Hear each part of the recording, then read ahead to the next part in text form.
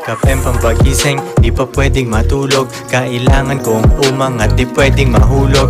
Inatid sa aking studio, tinimpla nila bruha. 5 araw na dito, pera kailangan makuha. Dito lang ako sa kuweba, umaga hanggang gabi. Pati mga bitches ko gumagawa ng salapi. Tas inaambag nila dito sa aking kumpanya. Di ganyan babae mo kasi ikaw ang tuta niya. Ikaw ang sumusunod, kalalaki mong tao. Maghabol at manuyo, yan ang di ko trabaho. Ako ay pimp, tang ina, ako ang nagdidikta. Magkaaway kayo ng chick mo kaya tahimik ka. Anyway, balik na ako sa diskarte kong ito. Di umalis sa aking linya kaya hindi nalito. 7 days at walang off, bakasyon ko tsaka na. Papunta ako sa yaman kung ayaw mo dyan ka na. Pera, money, kwarta sa utak, puso't bulsa. Kung walang tutulong sa akin, kukuhain mag-isa. Kung ayaw mong sumunod, edi dun ka sa iba. Bitch, ano ba ang akala mo? Hahabulin kita, no.